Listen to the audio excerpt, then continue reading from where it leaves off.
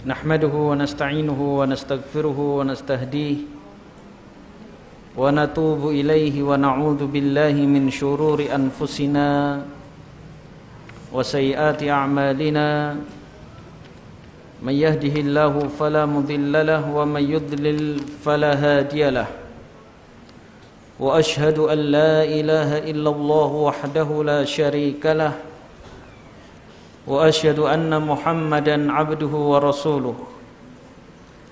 Ya ayyuhalladzina amanu taqullaha wa qulu qawlan sadida yuslih lakum a'malakum wa yaghfir lakum dhunubakum wa may yuti'illaha wa rasulahu faqad faza fawzan 'azima. Amma ba'd. Ikhwani wa akhwati rahimani wa rahimakumullah. Pada pertemuan yang lalu kita telah membahas secara global tata cara umroh dan tata cara haji, yang mana jika umroh tersebut dilakukan di salah satu bulan-bulan haji, yaitu bulan Syawal, Dzulqa'dah dan 10 hari pertama bulan Dzulhijjah, kemudian setelahnya ditunaikan haji, maka haji tersebut adalah haji tamattu.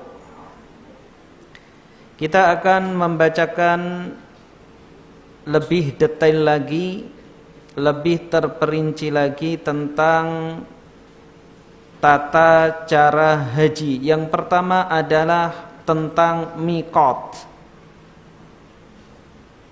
Miqat ada miqat waktu dan ada miqat tempat. Miqat waktu umroh ini tidak terbatas, artinya kapan saja bisa dilakukan.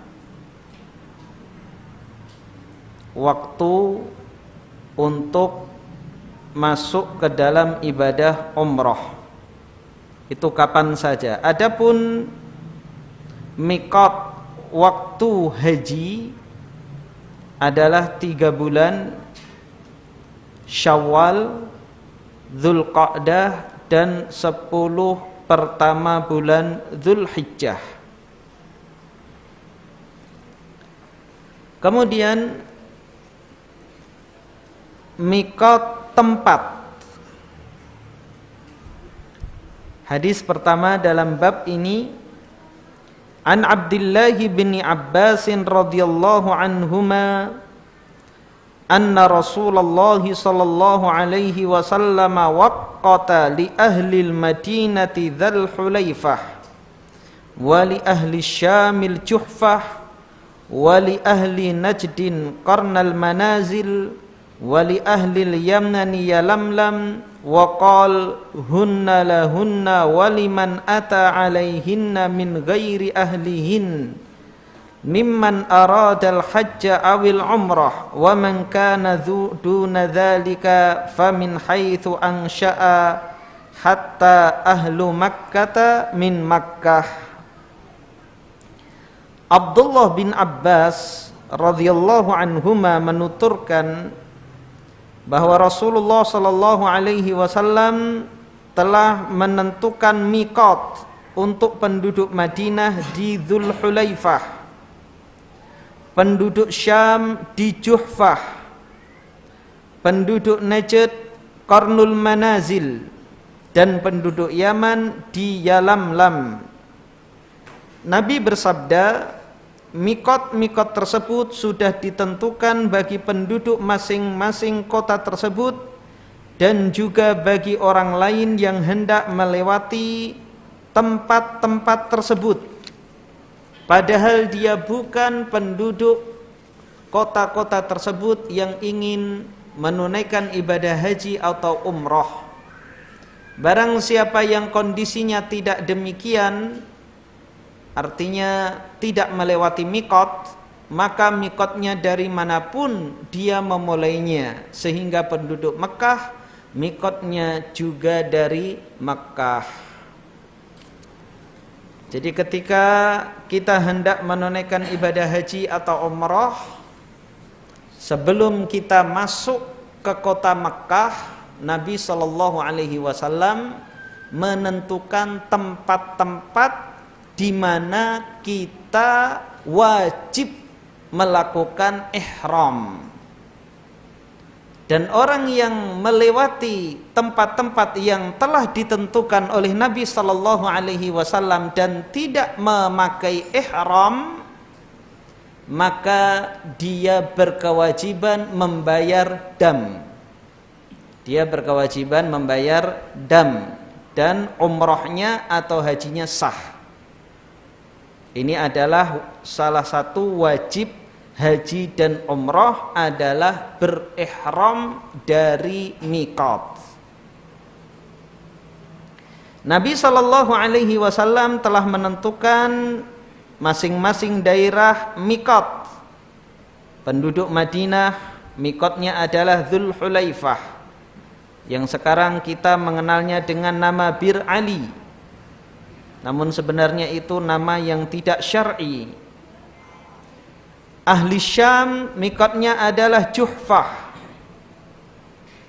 Penduduk Najd, Riyadh, Qasim adalah Qarnul Manazil. Dan penduduk Yaman mikotnya adalah Yalamlam.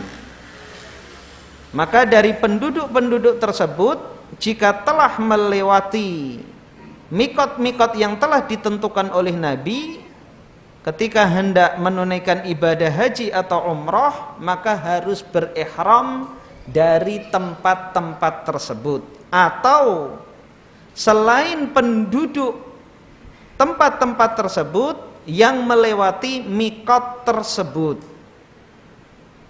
Kalau zaman dahulu kala, jamaah haji Indonesia melewati mikotnya penduduk Yaman, yaitu Yalamlam. Karena dulu kita, nenek moyang kita memakai kapal dan masuk melalui Samudra Hindia, kemudian ke Laut Yaman, masuk ke Laut Merah. Maka mikotnya yang sejajar atau yang lurus dengan Yalamlam. Begitu juga ketika naik pesawat, jika dari Samudra Hindia, dari arah selatan pesawatnya, maka juga akan melewati Yalamlam. Namun jika pesawatnya dari arah timur, dari Riyadh, maka akan melewati Qarnul Manazil. Maka ketika berada di pesawat itulah jamaah haji maupun umrah berihram, niat masuk ke dalam manasik haji atau umrah. Maka bagi yang mengendarai pesawat, maka hendaknya disiapkan. Kalau perempuan tidak ada bedanya, hanya niat masuk ke dalam manasik haji atau umrah. Adapun laki-laki, maka hendaknya memakai pakaian tersebut dari sejak bandara di Indonesia. Jika tidak ingin terlalu ribet, maka dipakai kain bagian bawah saja. Kemudian bagian atasnya bisa memakai baju biasa. Kemudian ketika diumumkan oleh pilot atau kopilot bahwa pesawat akan melewati zona miqat, maka dengan mudah pakaian bagian atas dilepas, baik kaos maupun hem, kemudian diganti dengan pakaian ihram bagian atas. Kemudian ketika pesawat melewati zona miqat, dan biasanya ada peta ditampilkan di layar kaca di depan, ya, ketika pesawat melewati, maka niat masuk ke dalam manasik haji atau umrah dengan mengucapkan, jika umrah, Allahumma labbaika umratan, Jika haji maka mengucapkan Allahumma labbaika hajjan. Jadi ini adalah wajib. Kemudian yang penduduk yang tinggal setelah miqat, ya, penduduk 1 kilo sebelum Mekah, 2 kilo, 3 kilo, 200 kilo dari arah Madinah, itu sudah melewati miqat. Maka mereka miqatnya dari masing-masing tempat rumah mereka, atau kota mereka, atau kampung mereka. Sampai penduduk Mekah, miqat mereka dari Mekah. Jadi tidak ada keharusan penduduk Mekah mencari miqat terdekat, misalnya Qarnul Manazil, tidak. Tapi mereka miqatnya dari rumah mereka. Kemudian hadis yang kedua, An Abdullah bin Umar radhiyallahu anhuma anna Rasulullah sallallahu alaihi wasallam qala yuhillu ahlul madinati min Dzil Hulaifah wa ahli Syam minal Juhfah wa ahlu Juddah sebagai tempat miqat. Maka yang hendak menunaikan ibadah haji, yang biasanya ini adalah kloter kedua. Kalau kloter pertama aman karena turun Madinah, kemudian mereka jalan darat dari Madinah menuju Mekah, mereka singgah di miqat Dzul Hulaifah. Adapun kloter kedua, mereka dari Indonesia langsung ke Bandara Internasional Jeddah. Nah, banyak dari jamaah haji memakai pakaian ihram ketika sampai di Jeddah, padahal mereka telah melewati zona miqat, berarti melakukan pelanggaran. Jika disengaja maka berdosa, kalau tidak disengaja maka bertobat kepada Allah Subhanahu wa taala. Yang sengaja juga hendaknya bertobat, dan kedua-duanya berkewajiban membayar dam dan hajinya sah. Kalau misalnya dahulu belum tahu namun sudah menunaikan ibadah haji, terlanjur menunaikan ibadah haji, maka hendaknya membayar dam dengan menitipkan sejumlah uang yang cukup dipakai untuk membeli seekor kambing di Mekah. Dan penunaian dam itu di Mekah, tidak boleh di sini kemudian dibagikan kepada tetangga, tidak, ya. Titipkan kepada yang hendak menunaikan umroh atau menunaikan haji untuk membayar dam tersebut seharga 1 ekor kambing. Dan di sekitar Masjidil Haram, ya, banyak layanan jasa penyembelihan dam. Yang resmi adalah di Bank Rajihi seharga kurang lebih 500 rial. Jadi yang dulu pernah melakukan pelanggaran maka hendaknya membayar dam ini. Kemudian berikutnya kita menginjak tata cara pakaian untuk ihram.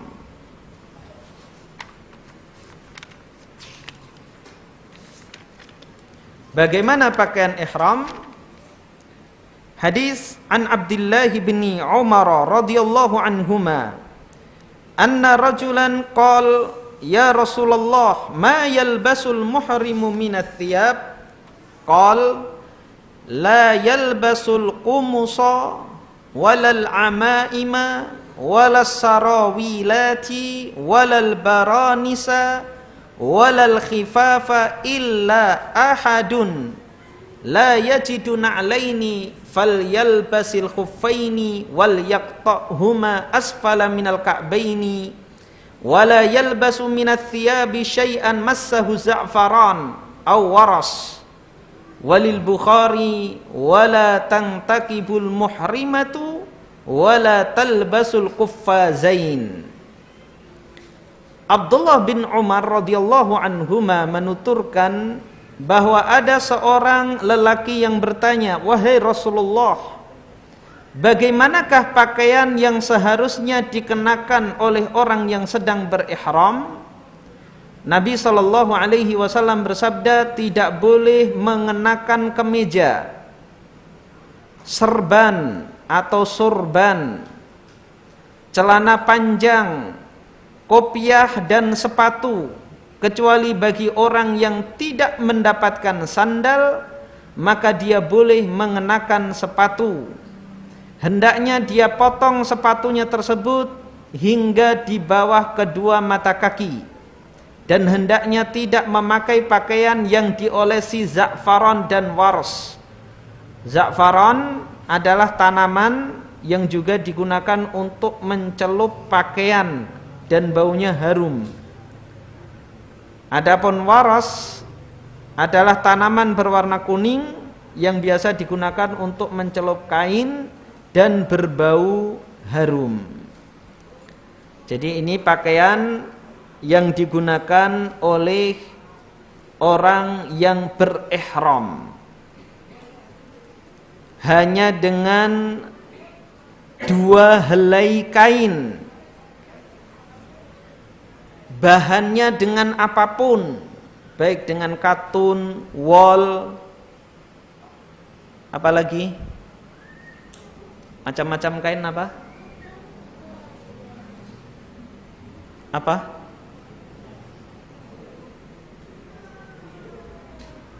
nilon. Sutra enggak boleh ya, sutra tidak boleh ya. Jadi kain apapun boleh dengan dua helai kain, yang satu dijadikan sarung, yang satu dijadikan penutup badan bagian atas.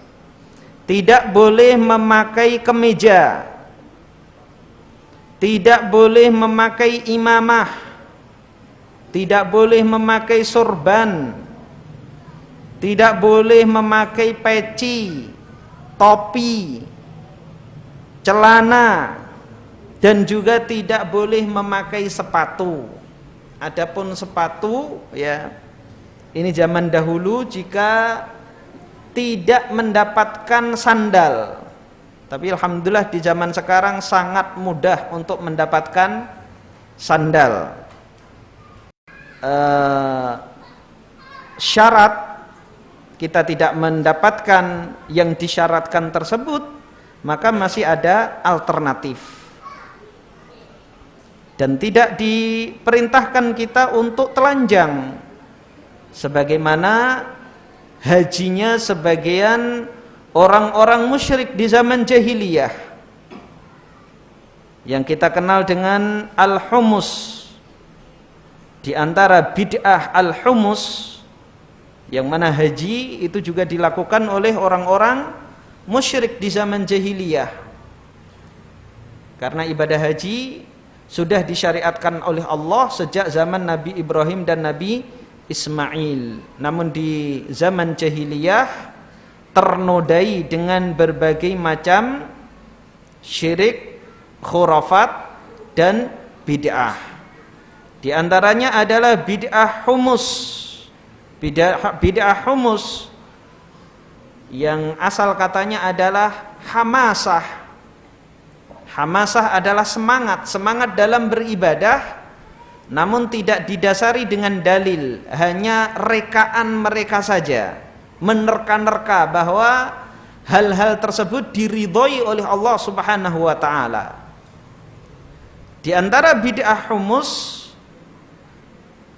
penduduk Mekah atau orang-orang Quraisy, mereka tidak mau wukuf di Arafah, karena Arafah itu adalah tanah halal dan Makkah adalah tanah haram. Mereka menganggap bahwa yang wukuf di Arafah itu hanyalah orang-orang yang datang untuk menunaikan haji dari luar Mekah. Adapun mereka mengatakan kami adalah keturunan Nabi Ismail bin Ibrahim. Kami adalah penduduk tanah haram. Kami adalah penduduk tanah suci Makkah. tidak pantas bagi kami untuk wukuf di tanah halal, maka mereka menunaikan wukuf di Muzdalifah. Maka Allah Subhanahu wa taala membatalkan tata cara tersebut. Allah Subhanahu wa taala berfirman, "Tsumma afidu min haitsu afadun nas." Maka bertolaklah kalian dari tempat orang-orang manusia bertolak, yaitu dari Arafah, baik penduduk Mekah maupun penduduk di luar Mekah. Kemudian di antara bid'ah humus, orang-orang Quraisy mewajibkan orang-orang yang dari luar Mekah untuk berihram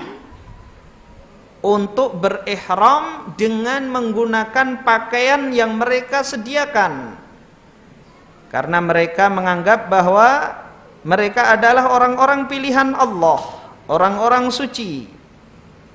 Maka seluruh jamaah haji menggunakan pakaian ihram yang disediakan oleh orang-orang Quraisy. Dan tentunya terkadang musim haji manusia membludak, terlebih dahulu tanpa kuota, ya, tanpa kuota. Terkadang orang semangatnya bebarengan dari seluruh jazirah Arab, dari seluruh penjuru jazirah Arab. Maka pakaian yang disediakan oleh penduduk Mekah terbatas. Maka mereka mengharuskan bagi orang yang tidak mendapatkan pakaian untuk tawaf dengan telanjang. Niatnya bagus, niatnya baik, ya. Dari kedua tata cara tersebut niatnya baik sebagai pengagungan kepada Allah Subhanahu wa taala. Namun di sini kita mendapatkan pelajaran besar bahwa ikhlas saja tidak cukup. Ikhlas kalau tidak sesuai dengan tuntunan syariat, maka juga tidak diterima oleh Allah Subhanahu wa taala. Maka Nabi sallallahu alaihi wasallam mengatakan, bagi yang tidak mendapatkan pakaian ihram bisa memakai celana, dan tidak mengapa dia memakai celana karena tidak punya.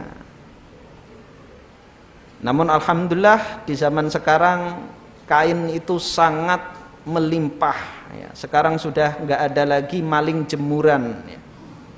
Kalau dulu mungkin masih ada maling jemuran, sekarang meningkat maling motor. Jemuran udah nggak laku. Jadi untuk kejadian tidak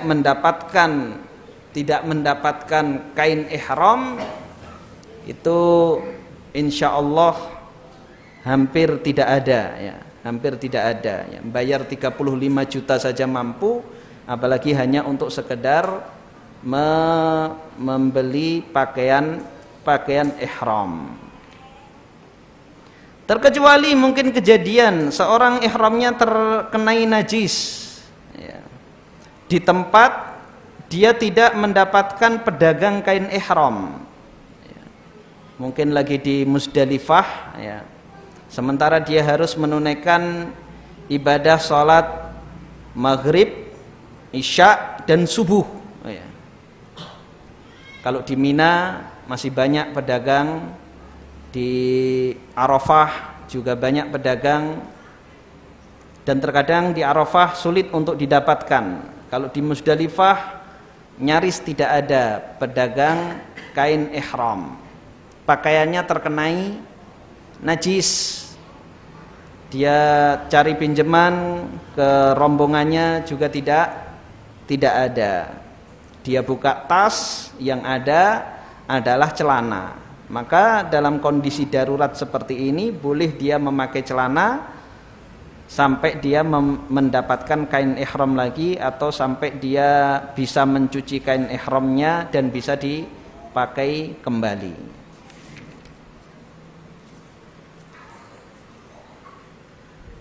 Hadis selanjutnya An Abdullah bin Umar radhiyallahu anhuma anna talbiyata Rasulillah sallallahu alaihi wasallam labbaik Allahumma labbaik labbaik la syarika laka labbaik innal hamda wan ni'mata laka wal mulk la syarika lak.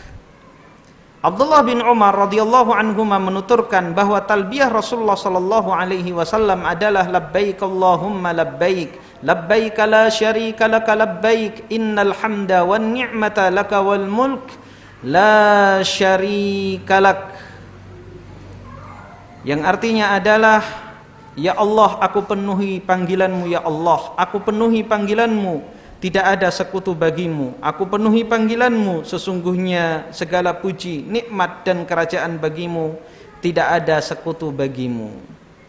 Yang mana kita datang ke Mekah, mengunjungi Baitullah, mengunjungi Ka'bah adalah tamu-tamu Allah yang mengundang dan mengutus. Doa-doa kita akan dikabulkan oleh Allah Subhanahu wa ta'ala. Karena kita mau memenuhi undangan Allah, maka Allah memberikan keistimewaan kepada kita. Apapun yang kita minta akan diberi oleh Allah Subhanahu wa ta'ala. Jadi talbiyah ini disunnahkan untuk terus kita baca sejak dari miqat. Ketika kita umrah, bacaan ini kita hentikan ketika kita melihat Ka'bah. Kemudian membaca doa-doa yang disyariatkan. Kemudian sa'i, kemudian tahallul. Adapun ketika haji, doa ini terus kita baca sejak kita masuk ke manasik haji. Jika hajinya qiran dan ifrad, maka kita baca sejak dari miqat, terus kita lantunkan. Bagi yang tamattu, maka selesai ketika dia telah tahallul dari umrahnya, kemudian dia mulai lagi ketika masuk tanggal 8 hari tarwiyah. Kemudian dia baca terus menerus ketika di Mina, ketika wukuf di Arafah, ketika mabit di Musdalifah, dan berhenti ketika dia memulai melempar jumrah Aqabah pada tanggal 10 Dzulhijjah. Jadi selama perjalanan dari hari tarwiyah tanggal 8 di Mina, dia perbanyak mengucapkan talbiyah ini, labbaik Allahumma labbaik labbaik la syarika laka labbaik innal hamda wan ni'mata laka wal mulk la syarika lak. Kemudian perjalanan dari Mina menuju ke Arafah, dia terus bertalbiyah labbaik Allahumma labbaik sampai di Arafah, dia perbanyak itu. Kemudian setelah sholat zuhur dan asar, dengan dijamak dan diqasar, dijamak takdim, setelah didahului dengan khutbah, kemudian dia membaca doa la ilaha illallah wahdahu la syarikalah lahul mulku wal hamdu wa huwa ala kulli syai'in qadir, itu yang diperbanyak. Kemudian setelah tenggelam matahari, dia bertolak menuju Musdalifah, memperbanyak talbiyah lagi. Kemudian ketika sampai di Musdalifah, dia sholat maghrib dan isya jamak qasar takhir. Sholat maghrib dan isya di waktu isya. Kemudian istirahat, dan ketika pagi hari setelah sholat subuh, dia bangun untuk sholat subuh. Ketika sholat subuh dia berdoa di Masy'aril Haram dengan menghadap kiblat sampai matahari berwarna cerah. Sebelum terbitnya matahari dia bertolak menuju ke Mina. Dia lantunkan lagi talbiyahnya labbaik Allahumma labbaik sampai di jumrah Aqabah. Berhenti dia bertalbiyah, melempar jumrah dengan membaca bismillahi Allahu Akbar sebanyak 7 kali. Setelah itu, setelah melempar jumrah, maka dia tidak membaca talbiyah lagi tapi membaca takbir sebagaimana takbir Idul Fitri dan Idul Adha. Dan itu saat itu kaum muslimin di seluruh dunia merayakan hari raya Idul Adha. Jadi setelah melempar jumroh Aqabah bagi jamaah haji di tanggal 10, dia membaca takbir Allahu Akbar, la ilaha illallah, Allahu Akbar, walillahil hamd, sampai hari-hari tasyrik tanggal 11, 12 dan 13. Bacaannya yang disunnahkan, yang diperbanyak adalah bacaan takbir. Qal wa kana Abdullah bin Umar yazidu fiha labbaika labbaika wa sa'daika wal khairu biyadaika warghba'u ilaika wal amal. Nafi' perawi hadis ini mengatakan bahwa Abdullah bin Umar menambahkan lafaz talbiyah dengan labbaik labbaik wa sa'daik wal khairu biyadaik, aku penuhi panggilanmu, aku penuhi panggilanmu, aku penuhi panggilanmu dengan senang hati, segala kebaikan berada di kedua tanganmu, segala permohonan dan ibadah itu hanyalah ditujukan kepadamu. Kemudian hadis yang terakhir pada malam hari ini, sudah masuk waktu Isya? Belum. An Abi Hurairah radhiyallahu anhu qala Rasulullah sallallahu alaihi wasallam la yahillu limra'atin tu'minu billahi wal yaumil akhir tusafiru masirata yaumin wa lailatin laisa ma'aha hurmatun, wa fi lafdin lil Bukhari la tusafir yauman wala lailatan illa ma'a dhi mahramin. Abu Hurairah radhiyallahu an menuturkan bahwa Rasulullah sallallahu alaihi wasallam bersabda, seorang wanita yang beriman kepada Allah dan hari akhir tidak boleh melakukan perjalanan jauh atau safar sejauh perjalanan sehari semalam kecuali dengan mahramnya. Dalam lafaz yang lain yang diriwayatkan oleh Imam Bukhari dikatakan seorang wanita tidak boleh berpergian selama sehari atau semalam kecuali dengan mahram. Ibnu Qudamah Al-Maqdisi radhiyallahu rahimahullah membawakan hadis ini di dalam kitab haji. Ini menunjukkan bahwa syarat istita'ah, mampu dalam perjalanan, adalah mampu menghadirkan mahram bagi wanita. Jadi mampu dalam perjalanan itu mampu hartanya, yaitu uang, harta untuk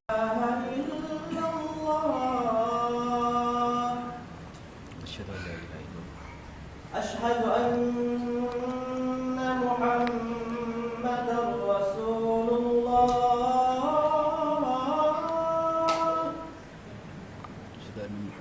Asyhadu anna Muhammadar Rasulullah.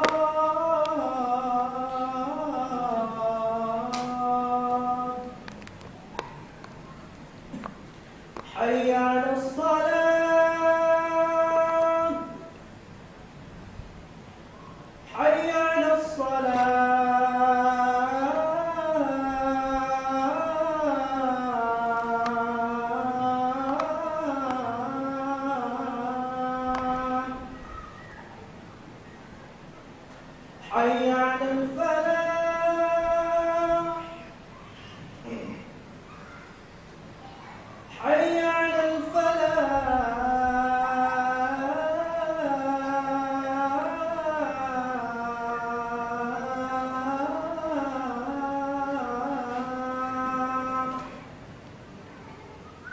Allahu Akbar, Allahu Akbar, la ilaha illallah.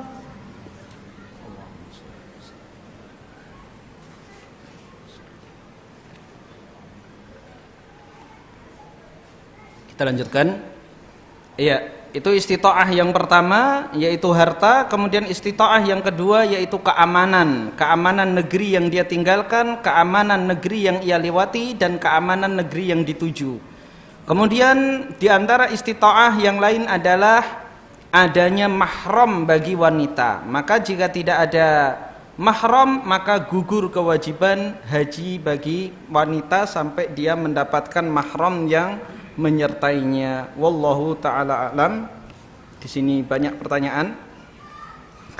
Jika saat melempar jumroh kerikilnya tidak masuk ke lubang atau malah melewati lubang, apakah lempar jumroh tersebut dianggap sah? Ya, wukuf, mabit, melempar jumroh tidak disyaratkan untuk bersuci.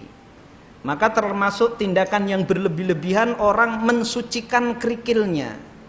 Jadi kerikilnya dicuci terlebih dahulu.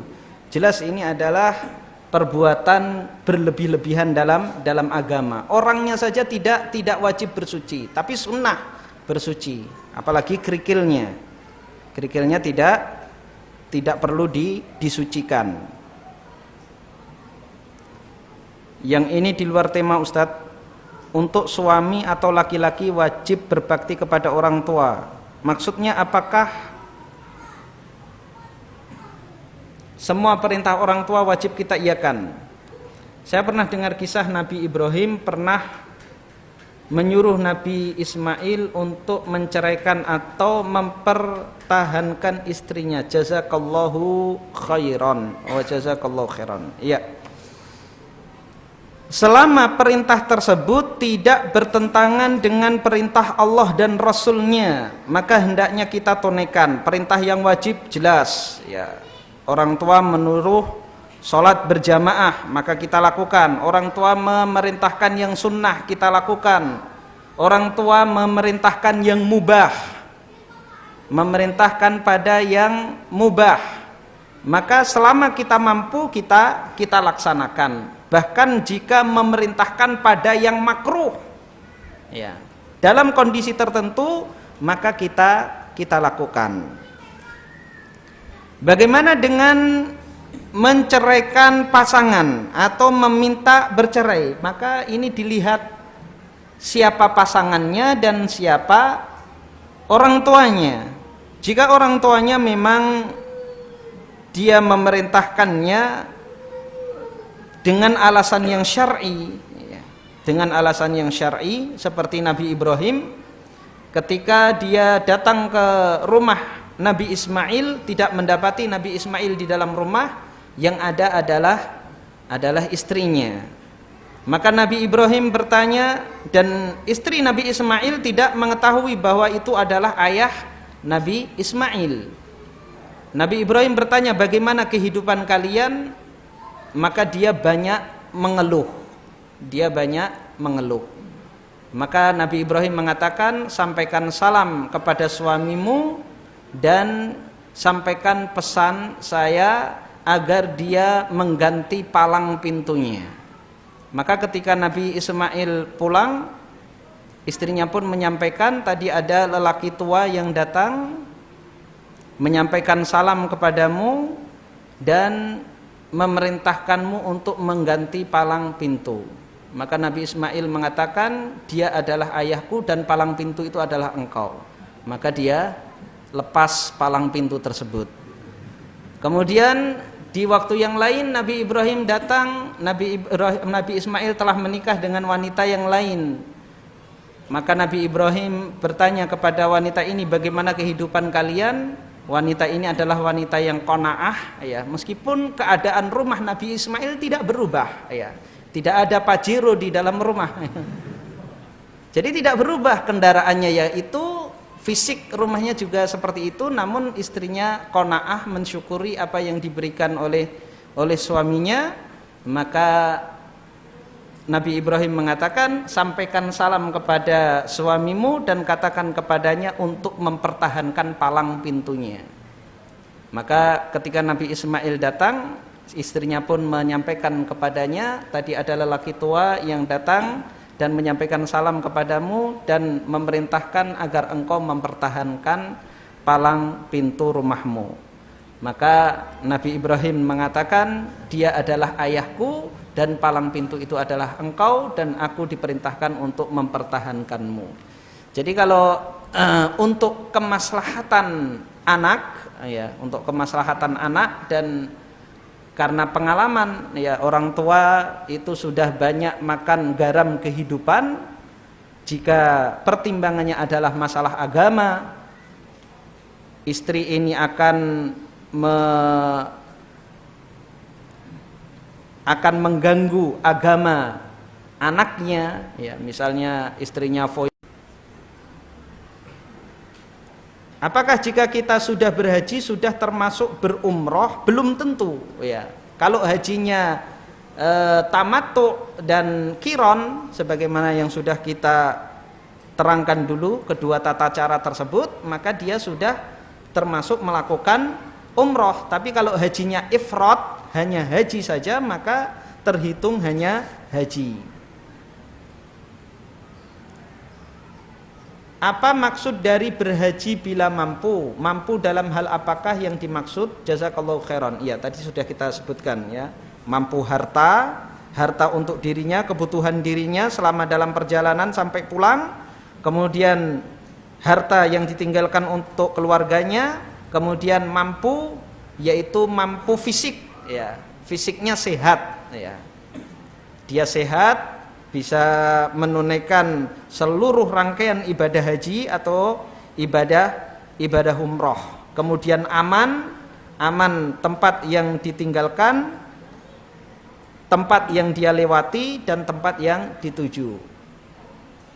Ustadz, bagaimana hukumnya orang yang melakukan haji tamattu, penyembelihan hewan hadyunya dilakukan sebelum tanggal 10 Dzulhijjah karena dianggap bayar dan waktunya bebas menyembelih. Iya, kalau membayarnya boleh sebelum waktu tanggal 10 ya, tapi disembelihnya ya bagian yang dibayar ya, dan kita anjurkan untuk membayar di tempat yang resmi, jangan melalui caluk ya. Caluk yang meskipun memberikan harga yang murah ya, harga kambing 250 real ya, bukan kambing tapi kucing mungkin. Jadi meskipun harganya lebih mahal, dan itu memang harga standar ya, 500 real itu sudah paling murah dan mudah kita membayarnya ya. Di Bank Rojihi di depan Masjidil Haram yaitu sudah tertulis tempat pembayaran hadyu dan kita dapat kwitansi ya pembayaran. Jadi boleh kita membayar sebelum kita menunaikan ibadah haji, sebelum tanggal 8, dan itu akan disembelih ketika tanggal 10 atau di hari-hari tasyrik ya. Kalau menyembelihnya sebelum tanggal tersebut maka tidak, karena menyembelih hadyu itu di tanggal 10 itu paling cepat ya. Kalau belum sempat maka boleh di hari-hari tasyrik. Seperti juga korban kita di hari raya Idul Adha, kalau kita menyembelihnya meskipun tanggal 10 sebelum menunaikan sholat id ya, sebelum ditunaikannya sholat id, maka itu tidak termasuk hewan kurban. Sebagaimana ada sahabat yang semangat ya, bersemangat, dia datang menghadap Rasulullah Shallallahu Alaihi Wasallam, wahai Rasulullah, aku mengetahui bahwa hari ini adalah hari berkurban dan aku tidak ingin kedahuluan orang lain dalam berkorban. Aku telah berkorban sebelum sholat. Maka Rasulullah mengatakan, syatuka syatul lahmin, kambingmu adalah kambing yang disembelih untuk dimakan dagingnya. Jadi tidak termasuk hewan kurban. Jadi dagingnya halal dimakan tapi tidak termasuk dalam ibadah kurban. Maka harus menyembelih kambing yang lain. Haji adalah rukun Islam yang kelima. Apakah iman kita dikatakan tidak sempurna apabila kita belum sempat atau mampu menunaikannya? Apakah dengan niat kita yang kuat tapi qadarullah sampai mati tidak tercapai, kita dapat pahala haji atau umroh? Iya, pahala niat dapat ya. Dan orang yang mampu dan mengulur-ngulur waktu ya, mengulur-ngulur waktu, maka dia berdosa besar ya. Bahkan Umar mengatakan, sungguh aku tidak mengetahui mati dengan apa orang yang sengaja meninggalkan ibadah haji, karena dia merupakan rukun seperti rukun yang lainnya, ya, salat, puasa, zakat, ya. Kalau orang mampu untuk berpuasa kemudian sengaja untuk tidak puasa, maka dosa besar. Orang mampu untuk puasa, kecuali kalau tidak mampu seperti usia yang sudah lanjut atau sakit, maka boleh dia berbuka. Kemudian orang yang memiliki harta yang mencapai haul dan nisabnya tidak dia keluarkan zakatnya, maka dia berdosa. Begitu juga orang yang memiliki kecukupan harta dan dia tidak menunaikan ibadah haji, maka dia dosa besar. Namun jika tidak mampu, maka tidak mengapa. Apa hukum jamaah umroh atau haji yang tidak pulang ke negaranya tapi lanjut kuliah atau kerja di sana? Iya, kalau sekarang tidak bisa, kecuali zaman dahulu, ya, Kiai Haji Ahmad Dahlan misalnya, ya, menunaikan ibadah haji kemudian menuntut ilmu 4 tahun di sana, kemudian pulang lagi ke Indonesia, kemudian dianggap membuat keonaran oleh manusia, kita melorot dan terlihat aurat. Iya, tidak, apalagi kain ihram yang sekarang ini didesain untuk tidak melorot. Ya, nanti insya Allah pertemuan yang akan datang kita akan contohkan. Kalau tidak lupa, ya, kita bawakan pakaian ihram, terutama pakaian ihram bagian bawah, bagaimana mengenakannya agar tidak melorot, ya, dan insya Allah tidak akan terlihat auratnya. Jadi memakai CD ini larangan, ya, memakai celana dalam ini larangan. Yang tidak dilarang adalah memakai sabuk. Ya, memakai sabuk itu tidak dilarang untuk lebih mengencangkan lagi. Namun tanpa sabuk pun itu sudah kencang. Bagaimana kita yang sudah terlanjur mendahulukan rumah dan mobil daripada ibadah umroh atau haji? Ya, dilihat dari kebutuhan dia. Karena bisa jadi mobil itu kebutuhan pokok pada satu orang dan bukan kebutuhan pokok bagi yang lain. Semisal orang mata pencahariannya adalah antar jemput anak sekolah, dia beli angkot, ya, harganya mungkin 50 juta atau bahkan 100 juta. Kalau dijual maka hilang mata pencahariannya. Tapi kalau orang mampu, ya, tanpa mobil dia mampu, maka jual saja mobilnya untuk haji dan otomatis dia mendapatkan umroh. Tapi kalau tidak, misalnya dia harus memakai mobil, ya, semisal memang pekerjaannya harus menggunakan mobil, maka kita tidak menyarankan baginya untuk menjual mobilnya. Wallahu taala alam bisawab. Subhanakallahumma wa bihamdika asyhadu an la ilaha illa anta astaghfiruka wa atubu ilaik. Assalamualaikum warahmatullahi wabarakatuh.